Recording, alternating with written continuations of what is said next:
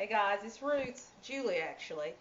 We're going to come back today and do an update on two of the products I said that I would come back and tell you about.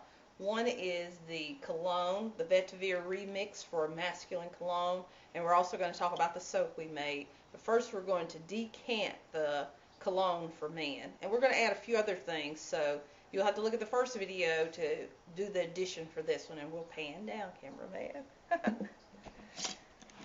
Okay, we already have our cologne that smells good, and we have let it sit for maybe a day shy of a month. We're going to pour out what we need because I am not going to decant the entire thing. I'm just going to sit this up in the cabinet as needed, and we'll put the herbs that are left back in there. Got my little funnel, and we're going to put a little bit of this in our jar. We're making quite the mess. Let's do it with our pipette then. I could have done this with a larger funnel, truth be told, and that's what I should have done instead of making a mess all over the table. Okay, we're going to fill the bottle. Let's see if we can get a little bit more. You see me making a mess, guys. That's horrible. That's something that I hardly ever do, but it does happen. This is what we do, and we don't do it by protocol. Well, anyway, we're going to fill the bottle about halfway with our solution because I've already tested the smell with my chopsticks. This is another thing. When you go to fast food restaurants or Asian restaurants and you have your chopsticks and they're like, do you want the chopsticks? Don't throw them away because this is great for stirring stuff. And I've already tested on my skin and on my husband's skin. You can smell the pepper and all the things we put in there. But I am wanting more of an orange smell also. So I'm going to put about 5 more drops of the orange oil. 2, 3, 4, 5. And we're going to put about 5 drops of the neroli oil. And if I can get the top off. And the neroli is the one I always have a problem with. And let me get my little glass pipette here.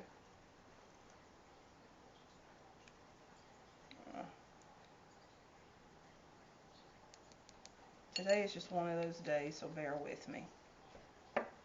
And we're going to fill it the rest of the way with distilled water. You can see that water-oil mix, how it gets kind of cloudy. I don't know if you can see it through that amber jar. We already have our little sprayer prepared. And this is a glass jar, by the way. That way the oils are not clinging to the plastic. Let me line that up right. Give it a good shake, and then we're ready to go. And there we go. It's just that simple. Letting your oils or your spices or your herbs kind of turn into a tincture into your alcohol, and then mixing it with a little bit of water. That way it makes it a little bit more gentle on the skin if you add the distilled water. Kind of fine-tuned it a little bit with the addition of the orange oil, and that gives me the exact smell that I'm looking for. And there you go. It's just that easy to make a cologne for you or your husband or your friend or your boyfriend or your girlfriend or whatever. But we're going to set this to the side, especially after we have made quite the mess. But that's okay. This is a butcher block. If it has an orange oil smell all over it, I don't care. It'll just perfume the room. Alright, I'm going to get the soap. Before we start on the soap, there's a little lady who kind of listened closely to what I said about the soap that I use is one that floats. We never did say the name, but I think everybody remembers that commercial.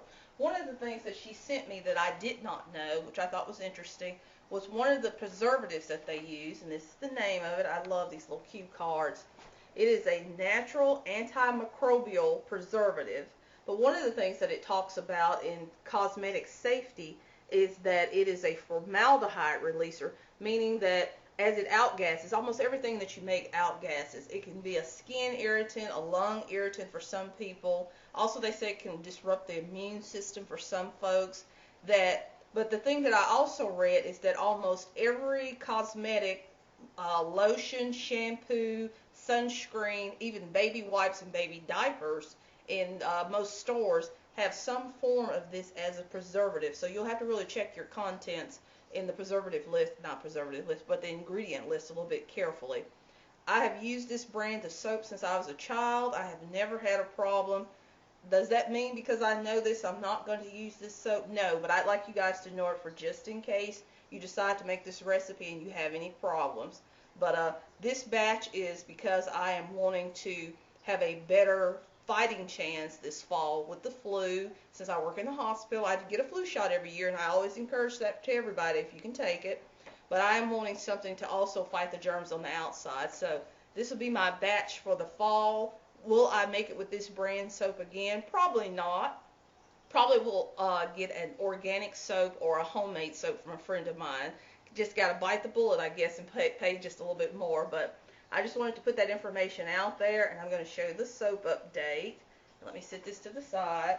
We'll pan down, cameraman. Thank you. Here are the bars of soap. We let it sit in the pan overnight, sliced very easy, very well. Initially, it was extremely soft, and it's firming up.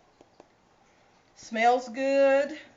Still kind of smells like the soap that floats, but it also still has the little smell of the things that we added in there.